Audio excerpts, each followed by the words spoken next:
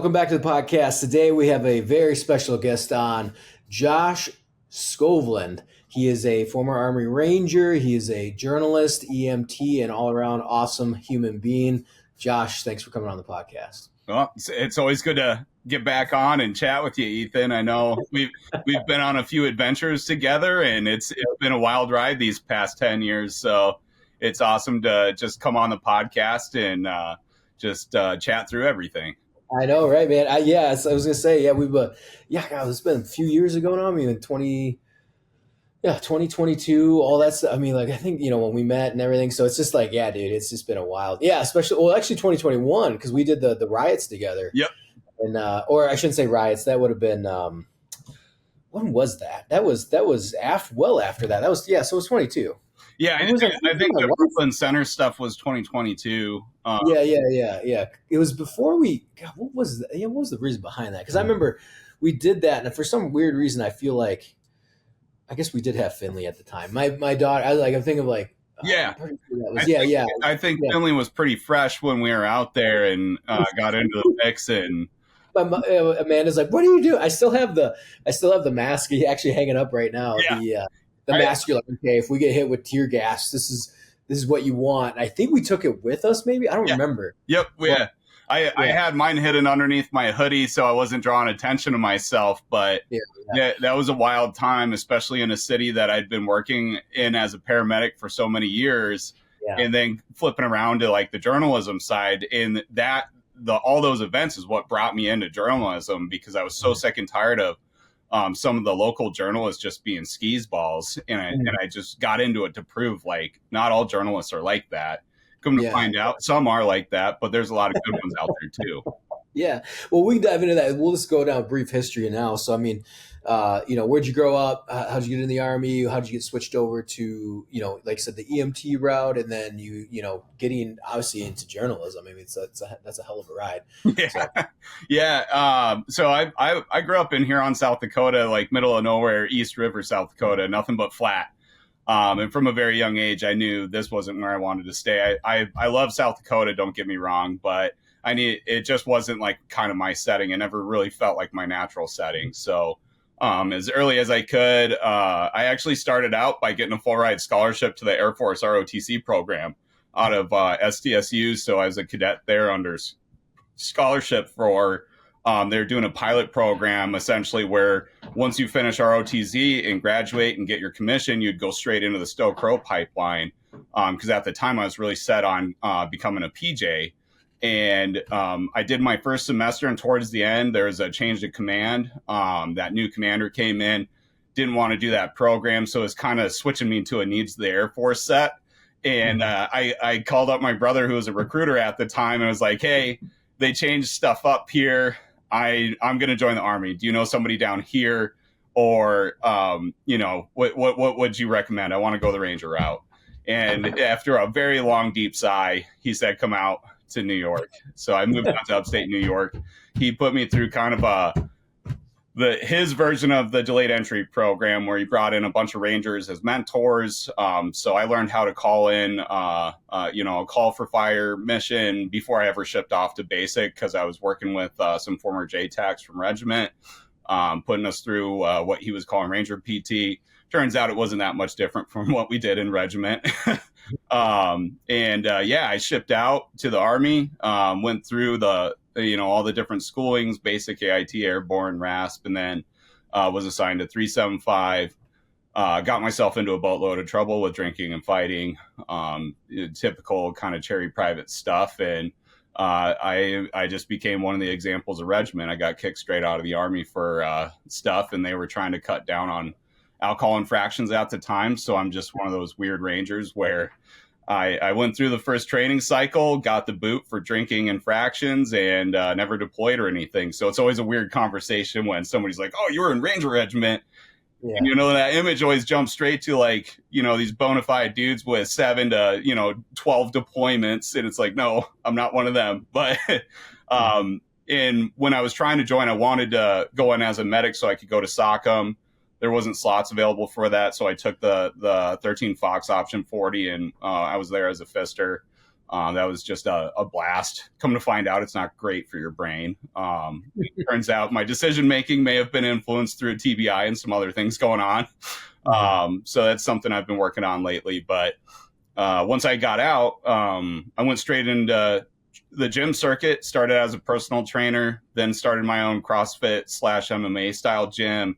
Did that for a couple years. Just didn't really like the atmosphere. Don't like, training people when they say I'm not losing weight, but yet they're slamming like 2 pizzas every night and drinking themselves to sleep. So then that's when I wanted to go the medicine route. So I went through EMT certificate course in Sioux Falls, South Dakota, went straight from that into paramedic school. Once I graduated paramedic school, I'd done my internship in Minneapolis and I got a job straight out the gate, and I worked there for 6.5 years or so. Towards the end of that, I was moonlighting as a critical care paramedic in outstate region of like Big Lake, Minnesota area. And then I hit a pretty bad low point after just some really nasty calls, and I burned out. And that's when my brother was starting Coffee or Die magazine, and he said, we don't have anybody that can talk about the first responder stuff from a authoritative like perspective with the experience behind it. And so they brought me on to write some stories. They liked it, and that's what brought me into the fold. That's awesome. So that was kind of like you, like said, you got good at it, or you're good at it, which is always solid. Did you have any reservations? Like, all right, well, I don't know if I can, be a writer. I mean, I like writing, but I would never be a writer. You know what I mean? Yeah. Like, or you know what I mean? Like, I know guys are like, oh, I can do media. We can make some fun videos. It's like, yeah, but once you jump in, you realize how much it takes, how long it takes, the passion for it, and some people, it just falls in, which is great. And then people just like take to it that aren't traditionally trained. Yeah. So like, how do that feel pretty good? You're like, oh, actually, I think I can do this for a living, or, At first it was daunting because my last several years, the writing I was doing was poetry and patient charts. So going into like that inverted pyramid style news hits, and then basically personal essays / features, it was a really rough transition as far as the writing goes. But luckily I had some really great editors that were blunt with me and said, hey, don't do this, do this. And basically got a master class from some of the best editors I've ever worked with. One that I've worked with all the way through, even into my Task and Purpose days, Matt White. He's a great editor, former PJ. He knows the culture and stuff. So between the two of us, I could see my writing improving and getting better. And I don't think I started off horribly, but there was just so many different things that I had to like drill. It felt like drinking from a fire hose for the first 3 years. But my first gig was just photojournalism. I've always had a camera in my hand since I was a young guy, so that wasn't too hard.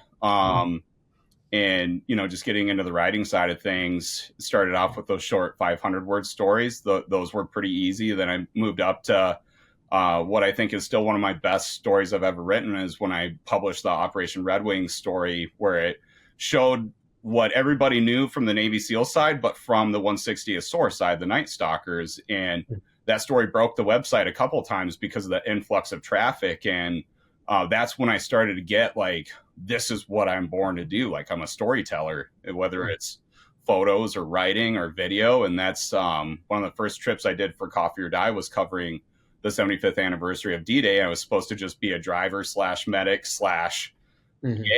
And a lot of my video footage was good. So Golke threw it into the videos we were turning around during that coverage. And I just grew that skill set over the years. So now at this point, I feel it was daunting at the start, but as you started to get those wins and fail after fail after fail, it's not an easy job to do.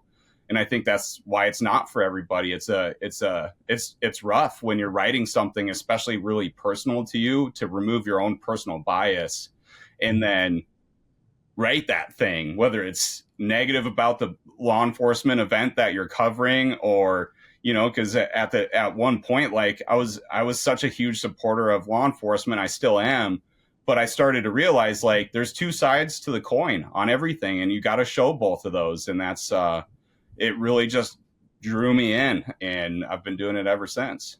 Before we keep going with the podcast, I want to drop this week's discount code for Nine Line Apparel. We're not just a brand, we're a lifestyle that celebrates the spirit of freedom, courage, and American values. Go check out our gear, including hoodies, glassware, flags, jackets, hats, patches, and much more. All material is ethically sourced, so every shirt you buy is free of slave labor. As a veteran-owned and operated company, we also take pride in giving back to those who've served. Your purchase helps us contribute to charitable initiatives supporting veterans and first responders. This episode's discount code is JOURNO20 for 20% off Nine Line Apparel products. Juliet, Oscar, Uniform, Romeo, November, Oscar, 20. Not 10, not 15, 20%. Not 25 because that's a bit excessive. So get over to the store and get yourself 20% for your next purchase. While you're at it, like, listen, and subscribe to the Nine Line Apparel podcast for future discount codes and more conversations with amazing guests like today. Now back to the podcast. So what was, getting into it? I mean, like I said, this is your career now. What was kind of those first highlights? You talked about the 75th Ranger. I imagine that was Roberts Ridge or whatever, or Anaconda, or sorry, the 160th perspective on all that stuff. Like, what was your big first? Like you said, was that your big first win, or did you have some stuff that kind of like escalated to that? I had stuff escalating to that, but nothing that drew in like the kind of numbers that story did. Lots of really good hits on the first responder vertical, where it was just really giving a voice to everybody that works in that environment, EMS, firefighters, police, federal agencies on all those sides. So that's kind of where my name was established as a journalist. And then as you started to make those connections, which is a really brutal part of the job, is just getting people to trust you, especially at that time when, it hasn't gotten much better, where the faith of the public in a journalist is tentative. So you have to really win people over so they trust you with their worst day that you're writing a story on. So I did have some small wins moving up to that, so I could see like the voice I was developing in journalism as far as my writing went. It was starting to click, and people were starting to pick it up and searching out the stories I was doing. But that 160th story, holy smokes, that thing was. It's still like the diamond in the rough, because a guy with my experience typically doesn't write features like that. And Ethan Rocky was my feature editor on that, and he put me through the paces to make sure I cleaned it up. Like, my first rough draft was, I think, 6,000 words. And he's like, whoa, this is way too long. Like, you got to remember, people got to read start to finish. And so just working back and forth with him through that editorial process, the final story that published was just the most impactful piece I've ever written. I cried multiple times writing it because of the stories these guys shared. I'll never forget the crew chief that was telling me about watching that RPG come in and smoking the helicopter in front of him, and he could see his buddy riding on the tail, and just like him going through that and having that trust with me to share that moment with me.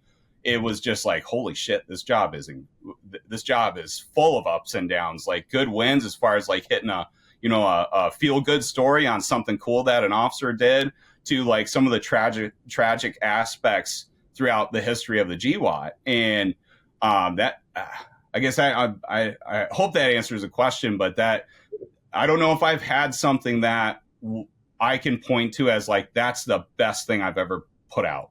And to me, that story still lives on. That is one of the most impactful, best stories I've ever written. Yeah. And we all have our highs, but what about our lows? And any stories you're like, God, man, that was a rough one. If I've had my projects where I'm like, Jesus, I like to leave that one behind. 100%. There's been story after story like that where it's hard as a journalist to write something that me as a personal reader would never touch. Like, It's just a topic in a story I would never click on. So when I've written stuff like that, knowing that's what the audience would want to read, it's just rough. So when you turn over that rough draft and it publishes, even though it's not a bad story, you can sit there and pick it apart, and you can tell like the passion going into it wasn't 100%. And like, it was just rough. Like some of the stories, I did quite a few on the ICAC task force, the Internet Crimes Against Children task force, and those were really rough stories to write, because I've been a paramedic on scene where kids have been sexually assaulted or, otherwise abused. And so writing stories like that, it brings up some bad memories from my own experience, but then just writing the piece, it's like, God, do we bring light to this?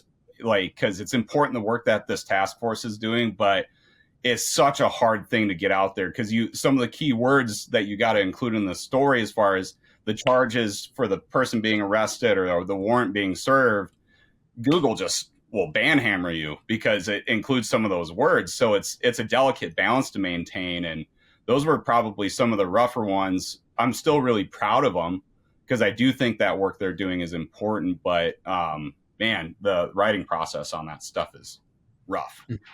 And yeah, I mean, like I said, and what's the typical turnaround? I mean, what's the, to point of origin, or saying, hey, point of inception, we're going to write about this, go do it. Or you decide, hey, I'm going to write about this to publish. Yeah. What's typically that time frame? I'm sure every story is different, but what time frame? How do you decide that? Two, what's your time frame in your process? It's generally through the editorial process. So once I find a story, I pitch it to the editors.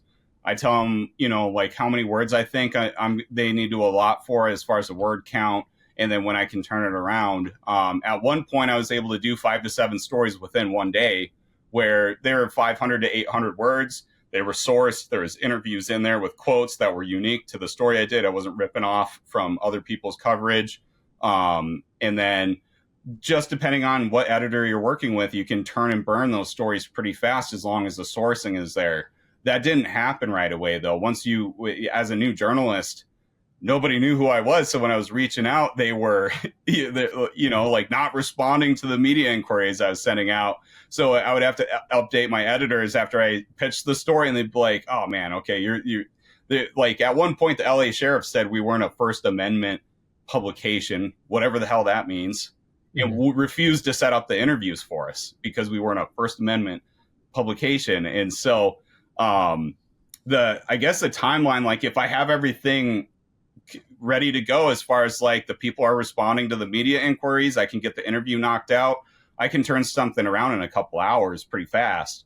If I'm getting into like a more investigative piece, that can be months. Like there's still stories I'm working on now that are going on for years, where you got to get some sort of evidence to include in that story as far as like what it's pertaining to. And I won't say much about the one story I've been working on for a long time. But when you're trying to get that truth out there, and there's been so much effort to bury it, it takes forever. Like those are the stories that I'll keep working on until the day I'm dead. But eventually something's got to break, something's got to give. I'll connect with the right person that has that exact information. So it really can vary. My features, I usually try to allot like a week to 2 weeks. Like that Red Wings piece was, I think, a month and a half in the making.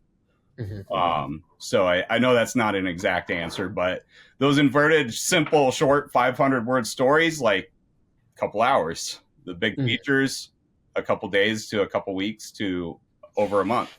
It varies so much. And what's the process with that? I mean, like, do you just call these people like, hey, we're with so-and-so, we want to, do phone recordings, that type? I mean, you know what I mean? Like, or interviews, I guess, over the phone.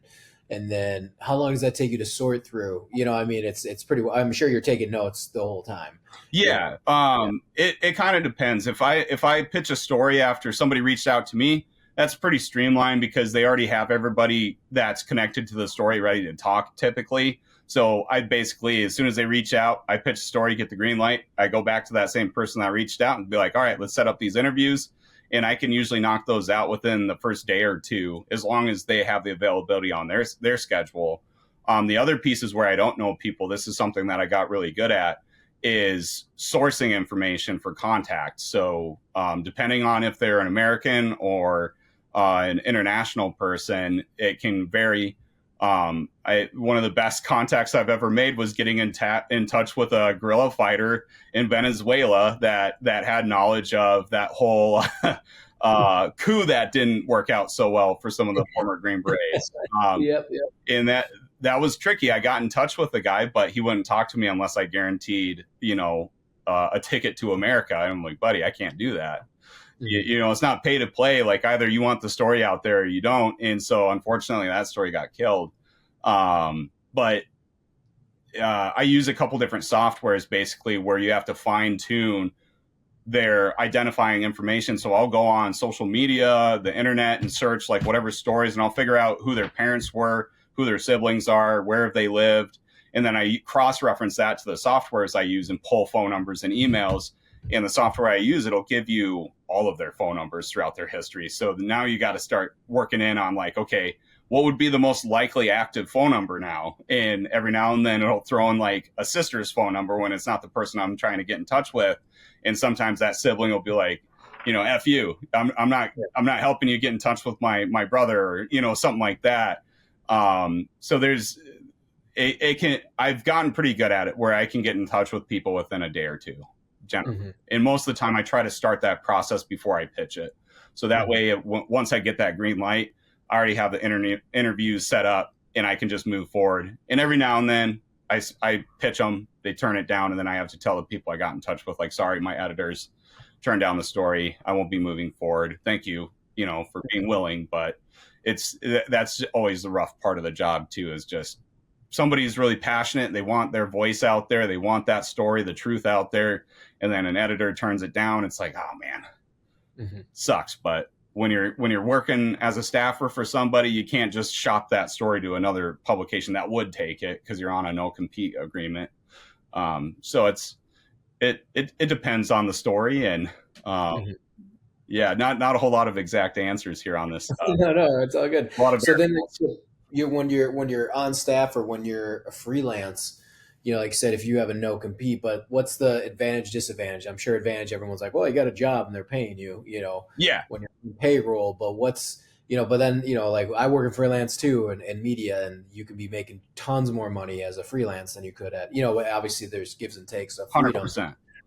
What's been kind of the best of both worlds, or that you've seen, or, flexibility wise and pivoting, I guess you would say. Yeah. As a staffer, like when you're reaching out and people know your publication and like it, you don't have to deal with that pushback from governmental officials, PAOs, PIOs, whoever, whether it's a law enforcement agency or the military. If they know your publication, they don't sit there and question who you are. So it's just an immediate response typically.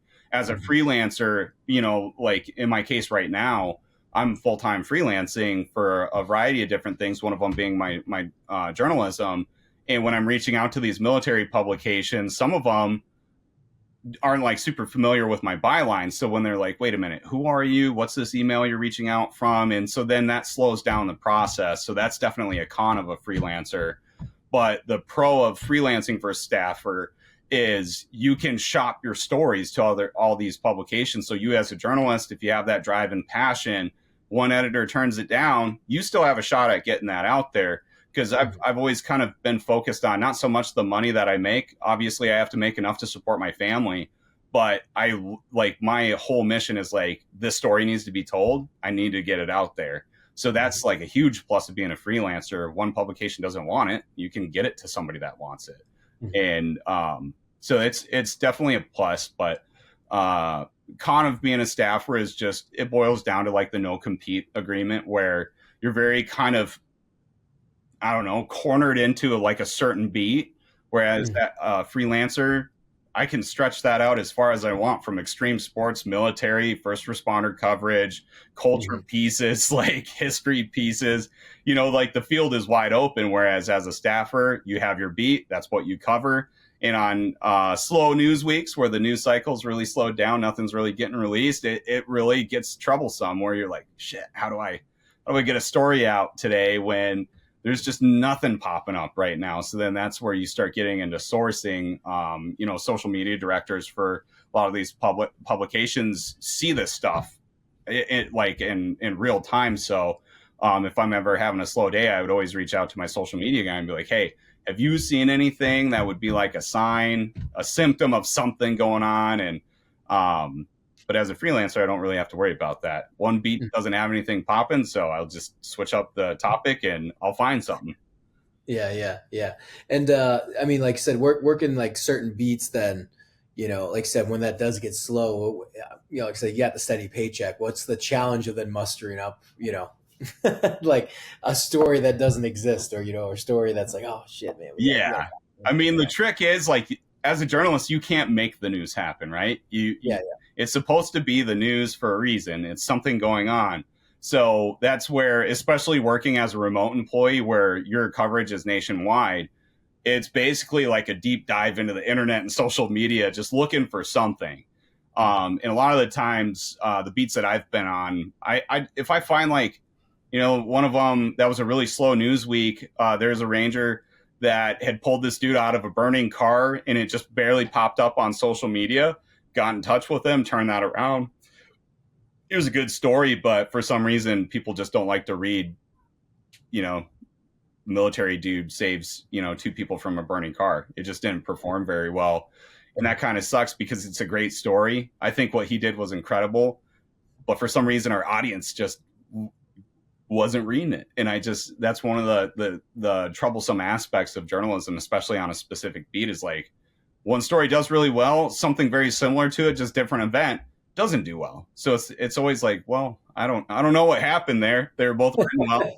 They both have exactly, good artwork for the stories, like the header image and stuff. And it's just one of those chin scratchers you got to deal with every week of like, you never know. You have a good idea, but sometimes that idea is just wrong. And it's just one of the tough parts of the job, I guess. Mm-hmm. And so, is anything coming out of left field that you guys have had stories on that you're like, holy God, that did way better than we thought, you know, or something that just like came out of left field? 100%. Just like animal rescue stories.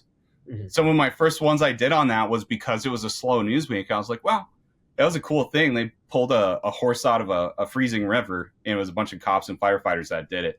And the story blew up like crazy. I'm like, what? It's not a person, but it was a horse that they saved, and people loved it. And it was just like, oh my God, what am I doing? Or like saving a cat from a tree. Like stories like that have blew up for some reason. And I don't know if it's because the person involved in the story that did the action has like a very connected presence in their community or something. Maybe that's why. I don't know. Those are some chin scratchers for sure. Or like explaining a piece of military gear for like an SEO evergreen style story. Some of those just perform like crazy, and I just don't understand it. Like, is it just a bunch of airsoft nerds like eating it up? Is it family members that just want to better understand what their family member is doing in the military? Some of those just perform like crazy, and I guess I don't know. I wish people would reach out to me more often and be like, hey, here's why I like that, so I could better understand like, what is it about these stories you like? Like the numbers show it, but what did you like about it? And some of those too. I mean, with social media, I dabble in the OSINT side. I'm not a writer, but I definitely the news and intelligence side. Yeah. You know, have you seen? I mean, things develop and things are so different. You know, in these realms. I mean, somebody talked about they were writing blogs like last year. I was like, oh shit, I haven't heard the word blog. You know, like I don't exist in that world. But you know, it's like I think as writers now, or chat rooms or something, it doesn't feel like a blog anymore. If you're writing blogs, you're like a journalist, or like it feels like you're, you know, doing something, or you're an influencer, I guess you would say. Now you're a content creator, influencer. You're not a blogger. Like you know, do you see, you know, like some of those different avenues of approach? I mean, you know, social media, we've seen OSINT accounts blow up, you know, and they're only 2 paragraphs. There are not even that. It's a paragraph, it's a photo, it's a video. This is what's going on. Boom, here you have the news. You know, do you guys see it's an asset, but it's also like competition? You know, and I know those guys that run the accounts, and that's very hard to monetize. So don't be like, oh my God, I'm going to start my own OSINT account. Yeah. You know, try to blow up to 100,000. People do it, but the monetization is not there. It's just not working. You know, do you see, you know, and then you see talking heads too. I mean, you know, YouTube definitely for sure. YouTube is where people monetize. But do you see that like as a journalist, that's something, you know, we've been talking about, like where things perform better, what avenues do you use as an asset opposed to your primary monetization? Or, you know, have you seen guys actually do succeed like as a, you know, I don't say like a, I don't say freelance, but you know what I mean? Like different avenues of approach, writing Yeah, for websites or writing freelance, or say, hey, the social media works way better, or writing books. I mean, some people still writing books and they do great, yep, or blogs, like, do you see an avenue that seems a little bit more common today than, paper magazines? Hard print magazines are, it's a tough game. 100%. Yeah, like I think things have changed quite a bit just since I've been a journalist. Where if you're not taking a multimedia approach to the news, you're going to get washed out because there's so many people running YouTube channels that people go to, so many social media accounts that people look to for their information, and that's I think it's partially on us as journalists that we have to adapt to that, but also the audience themselves is they got to understand if you got some dude that's not qualified to talk about a topic and they're using that to form their opinion on a world event or something happening in legislation or whatever it may be, they may be getting wrong information. And then all of a sudden you have misinformed people running around or disinformed, like some of the campaigns out of Russia or China, like it's there. There's, like our agencies have posted, like, be careful, what you're consuming for information, because you can influence a whole population through these things. And we've seen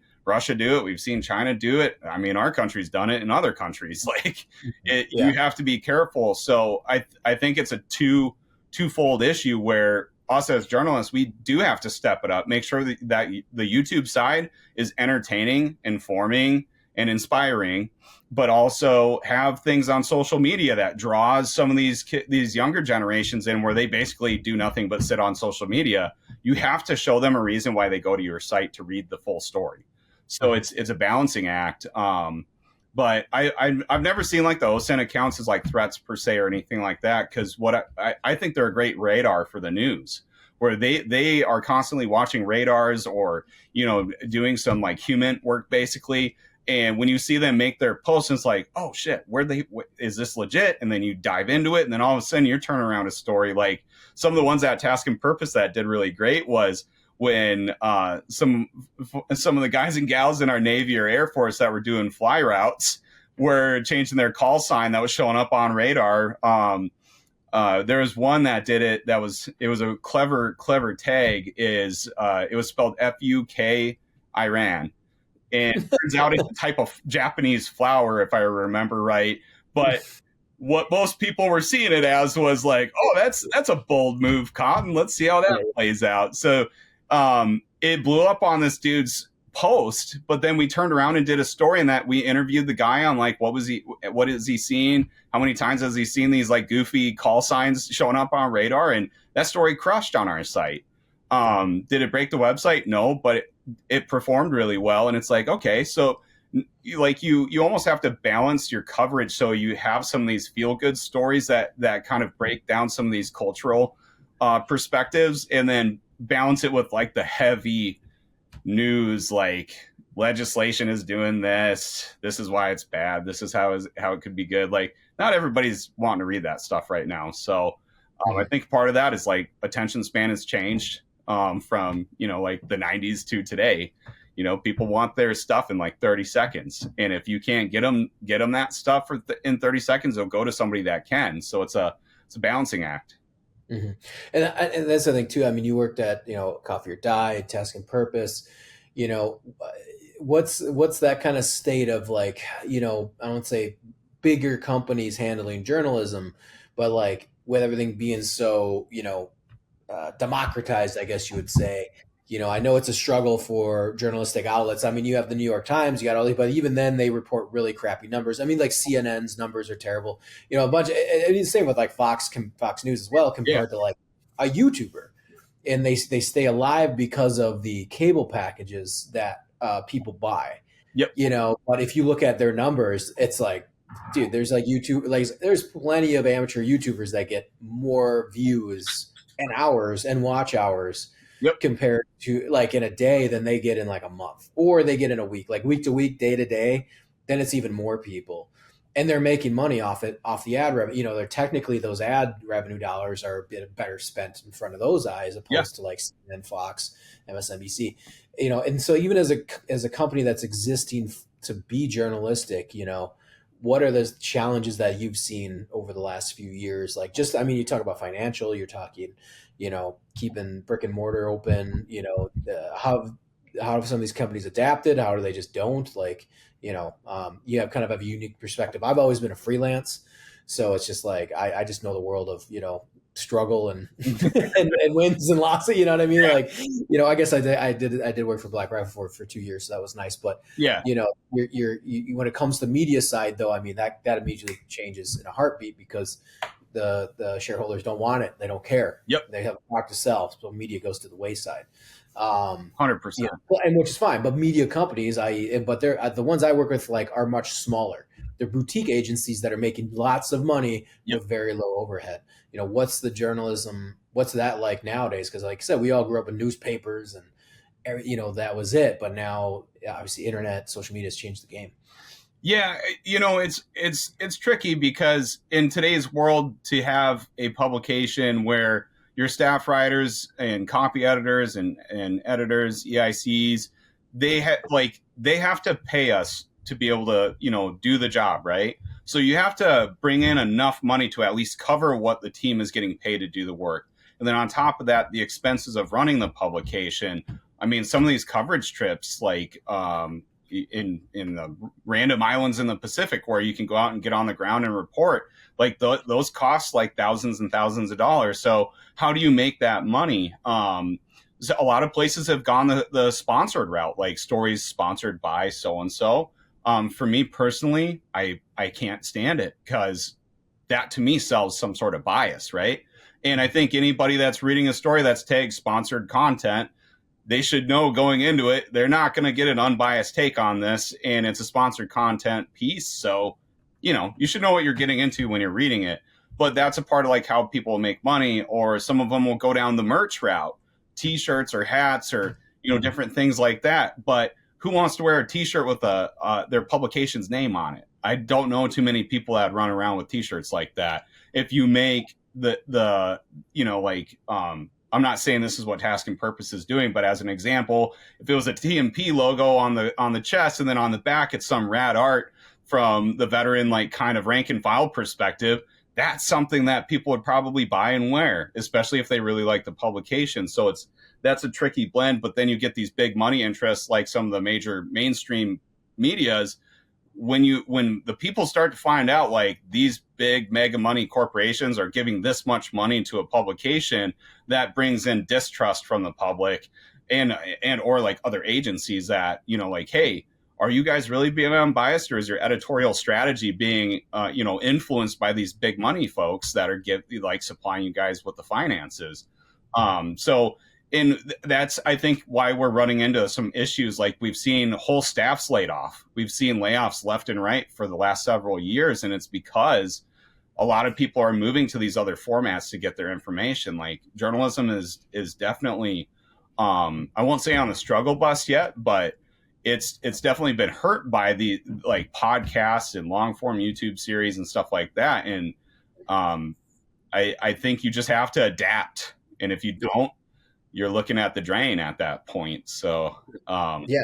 And I got two follow-ups to that. One, that the second one will be a little bit more we're circling back to, but like, there's always a question I've always has: is news completely unbiased in either way? You know what I mean? Yeah. Like you were saying, like if you're just strictly reporting on a story, but typically every time I run into this, if you're like, say, like maybe the horse subject, they saved a horse. That's pretty unbiased, unless you're like anti-horse, right. Or anti-animal. You're like, all right, well, I guess that story's not for you. We have a bias towards saving animals. Yeah.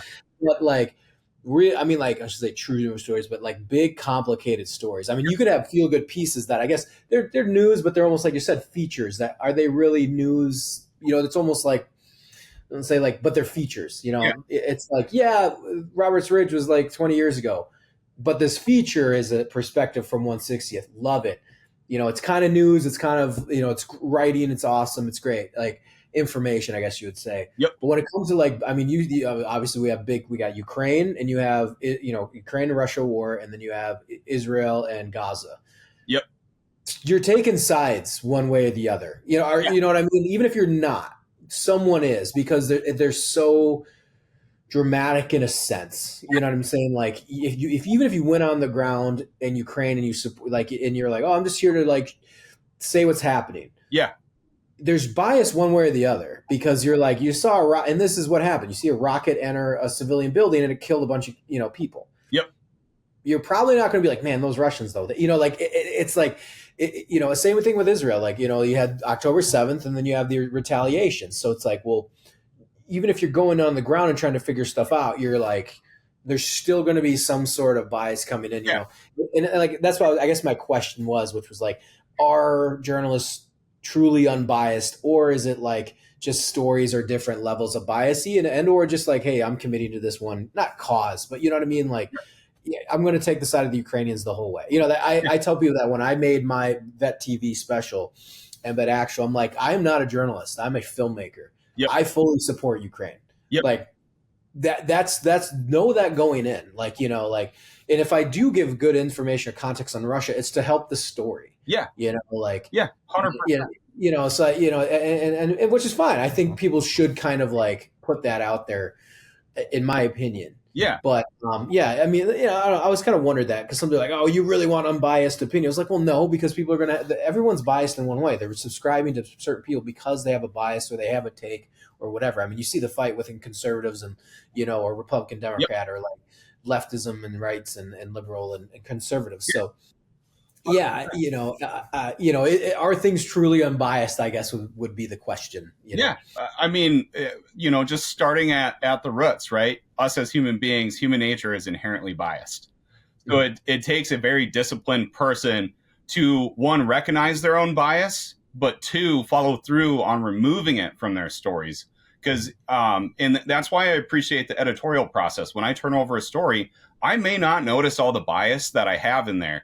And that's why that editor, the senior editor, the managing editor, some of the really hot button topics, the EIC will weigh in, and you have like 4 or 5 different people looking at it for the bias, grammar, spelling, structure, tone, flow, like all that stuff. So by the time it's published, what I turned over may not be the same exact story. It won't be that same rough draft, but it's better because not only did my bias get removed, but the bias from all the people that followed up on the edits gets checked on several levels. That's why somebody that's publishing their own journalism on their own little blog with no editorial strategy there, as far as like running it through that grinder to just grind out all that bias, I mean, it's going to be packed full of it.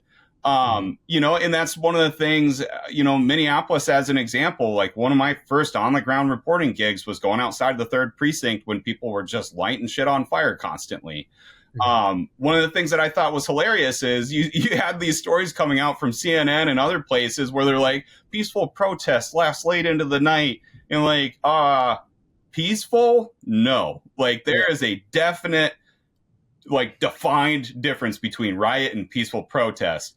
And that's why I was really proud of Coffee or Die. And like what I was able to do is I watched how it changed from peaceful protesters outside of the 3rd precinct being, cross-legged or sitting on their knees, holding signs, doing their chants and stuff, to when you had these anarchists coming in and start throwing bricks, bottles of piss at the cops, like doing all that stuff. So then our stories reflected that change of, it started with peaceful protest and it converted to riots by the end of the night.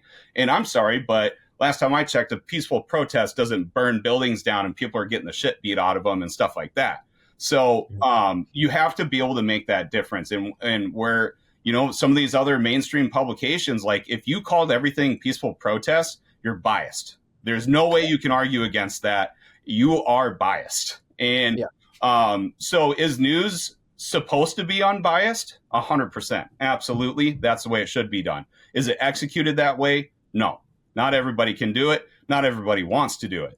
So I think that's why, like, as a journalist, with your byline on stories, every story that gets published, you need to defend your byline. If somebody wants you to write a piece and you think it's biased and there's no way you want your name attached to it, I have flat out told editors in the past, I will quit before I write that story. Because like I pride myself on I lost a lot of friends in Minneapolis that I worked with over the years as a paramedic, like cops and firefighters, like, how dare you go to the dark side, of journalism. And it's like, hey, like, give me a shot. Read my story and see, did I say anything bad about the cops? Did I say anything bad about the firefighters? Anything that you could perceive as bad, it's factual. It's factual. Like, I didn't infuse my opinion in there. It's just XYZ did XYZ. Like, I let the people decide what they want to think about that, not me. But at the end of the day, it's the news. It's just reporting the way it's supposed to be done. And you can look at that with conflict reporting. If you're embedded with, back in World War II, Ernie Pyle, he was embedded with our U.S. troops. So did he get the perspective of our enemy forces? No. Could he? Probably not. I mean, that might have been pretty tough back then. Yeah. People in Okinawa. So, that just goes to show, like, can you get a fully unbiased piece out on what was going on in some of these battlefields in World War II? No. But did he do his absolute best to show people what was going on? Yes. And I think you can point to his coverage as being unbiased in the sense where he wasn't putting stuff in there like, yeah, go America, like crush those Japanese soldiers or anything like that. He was just laying out like, this is what I saw. And people were reading it up, and he's one of the best journalists ever to live. So long answer to a short question, but there's bias. No. Well, that's what I'm saying. I think that's what I'm saying. It's like, you're because some of we do unbiased reporting. It's like, that's bullshit, but I understand what you're trying to get at. You're trying to get the through line. You're trying to get, like, we're trying to be even, essentially. Like, people are like, we're just trying to report. There's going to be bias, but we're just going to go, I think that's why a lot of people have turned to independent journalists, which were like, they're biased, but at least you can trust them, and there's a bunch of independent journalists be like, look, I can do whatever I want. My opinion, and they will. We've seen it with like Matt Taibbi's, like, a big popular one. It's like his opinions changed to the scenario, like, and he's told his piece, and it's like amazing. And but what's also kind of beauty about that is he'll go after people even if you think you're like, oh, he won up to our team, and then, like, boom, he'll go after one of your guys, and it's like, well, he's a journalist, it's very. You know his style, where he's going to land, but, like, you're not always going to agree on that piece. I guess that's 100%. The closer you get to unbiased, per se. Yeah. And I mean, if people want the most unbiased news, read it. If you're watching it, talking head stuff, you're not getting unbiased news. Yeah. Nowhere close. Yeah, you got to get a deep dive into it. And in mainstream media, if you're reading something on CNN, you should read that same piece on Fox, because you're going to get two opposing views that present each side. And that's what I always tell people when they say, how do I get unbiased news? I'm like, well, it takes work. I was going to say, you got to do the work. Yeah. Even with myself, like, a lot, like, I got to, and I'm not even a journalist, but, like, I'm covering topics or I need to know something. Like, I think I would almost, that's why I guess the OSINT intel accounts, like, I consider myself like more of an intelligence buff. Like, I want to know even local politics, that's intelligence. Like, I have to gather what's going on, why is it going on, who's doing it, what's the cause, what's the reason. And you don't have to go super deep dive, but you do want to check. You want to check multiple places, to figure out what happened. You know what I mean? Yeah. And everyone's going to have their thoughts on it, obviously. But it's just trying to, the onus, honestly, is ironically is more on the viewer now than it is on the news publication. Because it was on the news publication, like in the 1960s. That's all you had. Like, there's nowhere else to go but that one source, maybe two with the newspaper, but that was a local newspaper. Are you getting the New York Times and, or the Wall Street Journal and Ohio? Yeah. You know what I'm saying? Like, most people weren't doing that. They couldn't afford it. So literally your local newspaper and your news station, local news, that was it. That's all you had. Yeah. So that was on the onus of the news, not anymore. Like, it's not, it's almost like the news is like, hey, what bias take you're getting, they're almost like taunting it. Like, we have an absolute, bias. You better go somewhere else. Like, it's almost now I feel like it's more on the viewer, as it should though. I mean, you can check 10, 20, why should they compete to be unbiased if there's more money in being biased, and you're going to look at it anyways. Yep. It's still follow the money per se, but it's the survival of journalism or media, I guess you would say. And that's where, like, I think there are some really great publications out there that are providing that kind of unbiased take. They're small newsrooms, but they're getting it out there. I'll point to Task and Purpose as, like, I'm a huge supporter of the military. I support them 100% in my personal life. But when you go build a $60 million gym that less than, 0.05% of the military can use, how good is that for the military? So you Yeah, have to show like, hey, this is really great. It's going to give this unit the ability to do X, Y, Z. But it's also kind of like, why? Why don't we get this for that whole Army branch or that whole Marine Corps, stuff like that. And when you get into the weeds on that, you can show both sides of it of like, it's great for this unit. Is it great for the whole Marine Corps? I don't know. Here's what we know. You decide. And there's quite a few pieces like that on TMP where it's like, I wanted to write the hell out of like, this hell yeah piece of like, they did something great. But then you look at it from, the 90,000 foot view and you're like, wait a minute, how does this plug into the overall, either objective or mission of what they're trying to get at? And and that's where you start to unpack those layers of the story of like, well, if special operations does this and it works really well, then that starts to trickle out to the conventional side. And then now you have the conventional side getting this tested, proved method, or in the past, like we've seen where it doesn't work, where basically SOF ends up with this stuff and everybody else can just screw off. And so when you write stuff like that, you get the audience lets you know if they're mad at you. And, at the end of the day, like I always tell people like, hey, I'm a journalist. I'm going to show you both sides of it. It's not up to me to make the opinion for you. It's up to you. And I hope if anybody can point to any piece I've ever written in my career as a journalist so far where they say I'm biased, like I would love to hear it. I'm not saying that as an egotistical journalist. It's just if I screwed up, like show me so I know how to improve. Like I'm sure there's some stuff that, slipped through and I just don't want to be a hypocrite on that stuff. Yeah. No, I totally agree. I totally get it. And then I guess the next question here is the multimedia aspect of it. And we were talking this a little bit before. Yeah. If you're entering this field, and we say this as filmmakers too, so there's a lot of crossover. I think there's a lot of crossover because like you can consider it all media. Like journalism is media, so you can the media field, I guess you would say. Yeah. Even though there's more specified, but you were talking about multimedia and like what you have to do, which is it's good and it's bad. You know what I mean? Like we had a joke probably about a year ago that was going around in the filmmaking community, like, oh, now I have to be a content creator.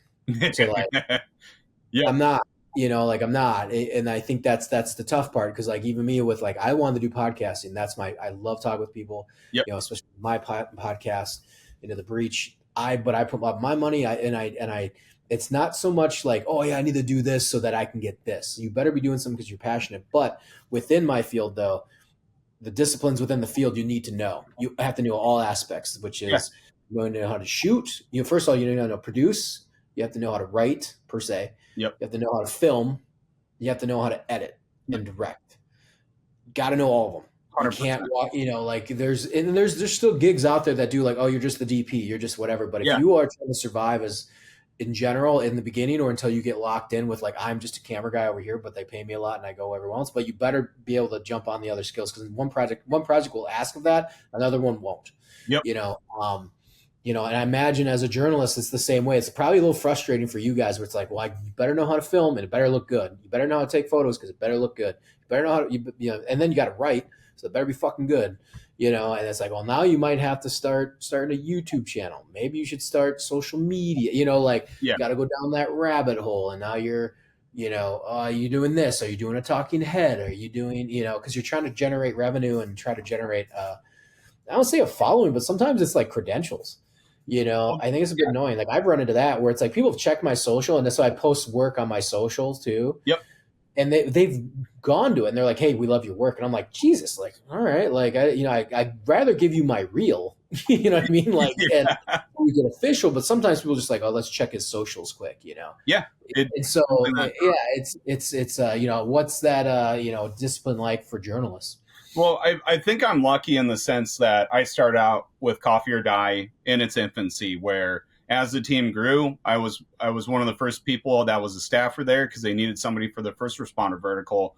So what it ended up being was like this fire team of media professionals where if I was sent out, I could turn around like a full, mini doc for YouTube, a feature, and potentially one or two like short news stories along with, 50 to 100 edited photos for social, for the feature, for the news stories, and then potentially even enough footage to make some follow-on reels. So then all of a sudden, this is it's not just a simple go out and report the story. It's this production of, you're turning around multiple assets in a short time frame, and it's not easy. Like all those trips I've ever done, I maybe get 2 or 3 hours a night because you're going from writing to transcribing your interviews to editing the photos, picking which ones for each story that they're going to go to, which ones are marked for social media, what footage should go for the mini doc, what footage should go for social media reels and stuff like that.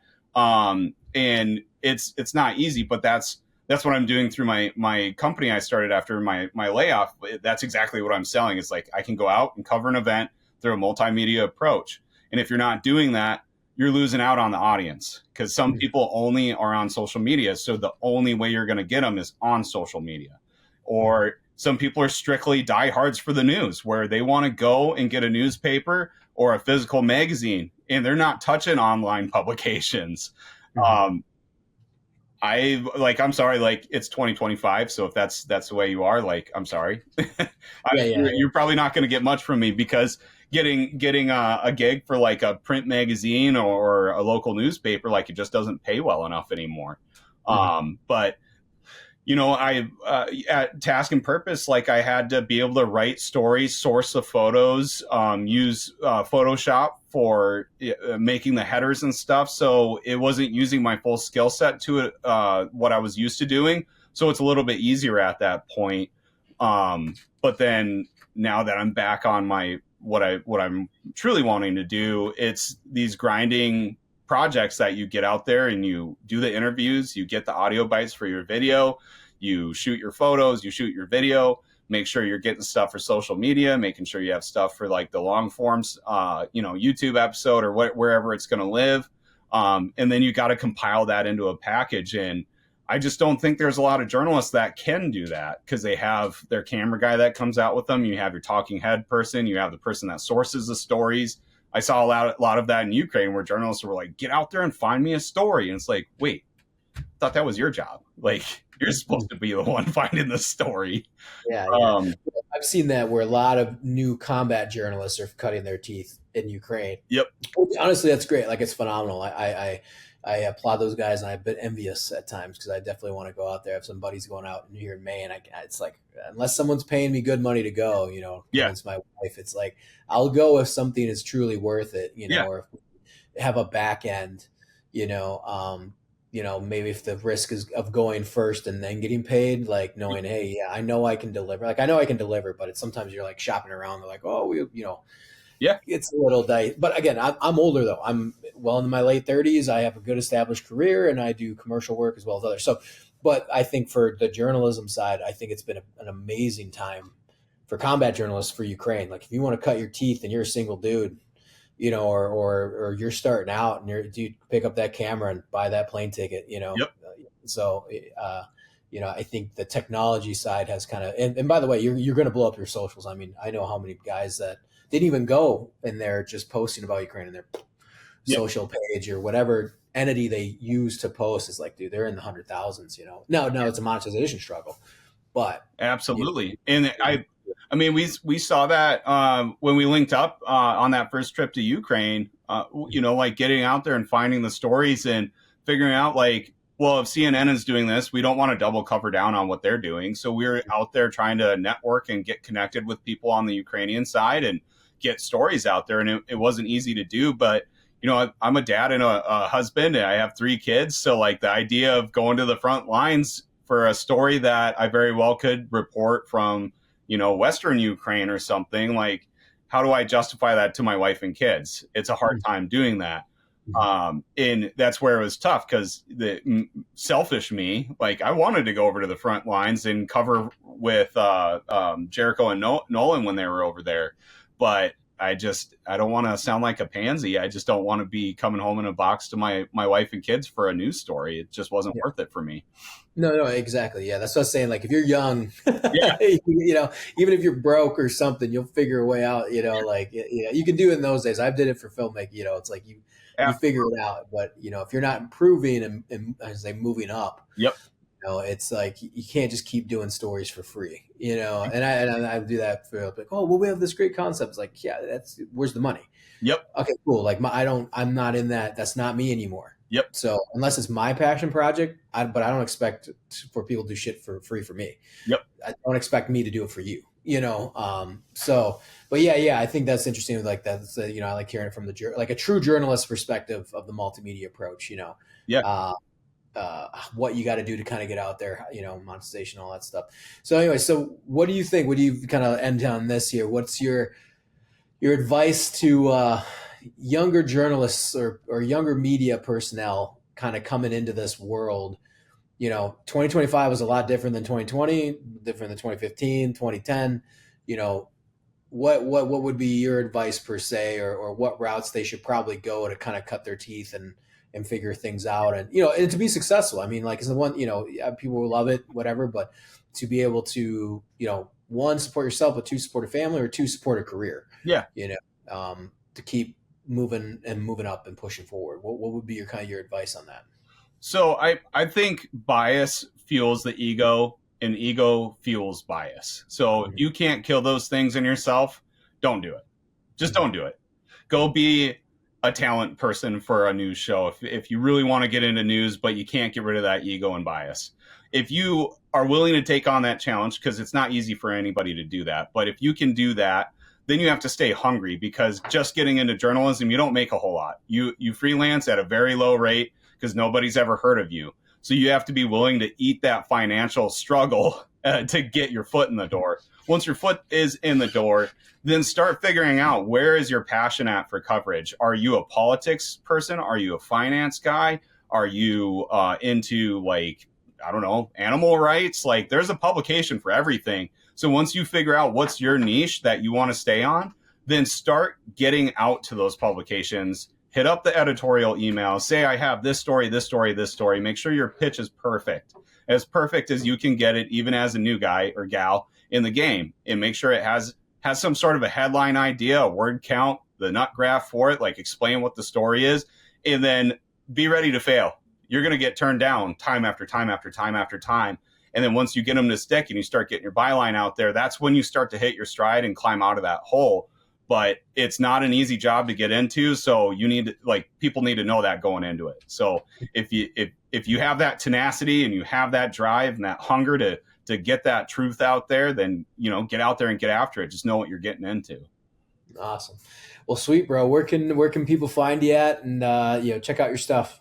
Yeah, just my Instagram. It's under my name, Joshua_Skovlund, and that's where I like to point people off to my different stories as they're going live, and that's where most of my company progress is going to be posted as I start doing these multimedia projects for people, and that's probably the best contact. And if people have stories they want out there, they can always hit me up through my email. It's just onassignmentmedia@gmail.com, and there's an X in between on an assignment and assignment and media. Awesome. All right, thanks for coming on, bro. Yeah, absolutely. Thanks for having me, Ethan. Always great chatting.